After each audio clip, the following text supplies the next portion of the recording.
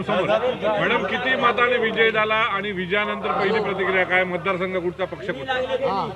आमरड मतदारसंघातून मी 2200 मतांनी विजयी झाले आणि हा माझा विजय स्वतःचा मी अजिबात मानत नाही। हा सगळा विजय माझ्या सगळ्या महायुतीच्या पदाधिकाऱ्यांचा आहे। एवढी जीवतोड मेहनत घेतली आणि मला घराघरापर्यंत पोहोचवलं। मी बऱ्याच ठिकाणी स्वतः घरापर्यंत पोहोचू शकले नाही, एवढे माझे सगळे पदाधिकारी जे माझे सहकारी आहेत यांनी मला घराघरापर्यंत पोहोचवलं। मी आमरडवासी सर्व मतदारांची आयुष्यभर ऋणी राहीन की मला स्वतःला खूप अवघड टास्क वाटत होता, पण परमेश्वराने दिलेल्या संधीचं नक्कीच मी सोनं करेन। अनेक ठिकाणी भाजप महायुतीचे उमेदवार विजयी होत आहेत, कसं बघता याकडे? विजयाचे श्रेय कोणाला देणार? महायुतीच्या सर्व पदाधिकाऱ्यांचं हे जास्तीत जास्त श्रेय आहे। कार्यकर्ते पदाधिकारी यांनी सर्व उमेदवारांना निवडून आणलंय।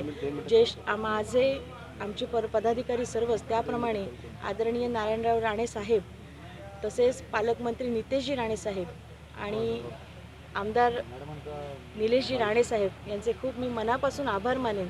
रवींद्र चव्हाण साहेब यांचेही मी मनापासून आभार मानेन की महायुतीतून मला या ठिकाणी आमरड मतदारसंघातून निवडणुकी लढवण्यासाठी तिकीट मिळालं आणि सर्वतोपरी सहकार्य केलं।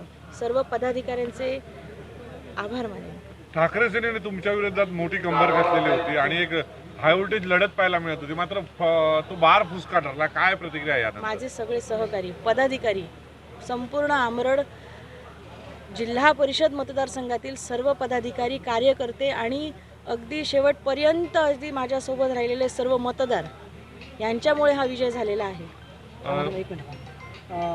अनेक वर्ष नारायण राणे यांच्या अधिपत्याखाली असलेली जिल्हा परिषद पुन्हा एकदा महायुतीने बाजी मारल्या, कसं बघताय?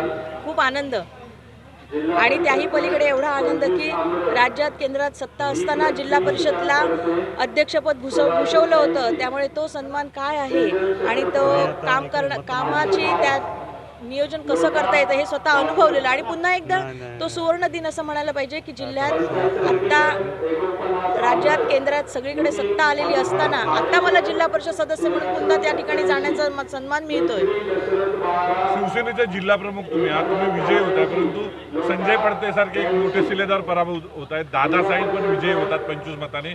संजय पडतेंच्या पराभवाकडे कशा पद्धतीने बघताय तुम्ही? संजय पडतेंनी जी लढत दिली ती खूप स्ट्रॉंगली लढत दिली, त्यामुळे त्यांचं मी कौतुक करेन। हार जीत ही चालत राहते, पण संजय पडतेंनी खूप मोठी टक्कर दिली। ओके।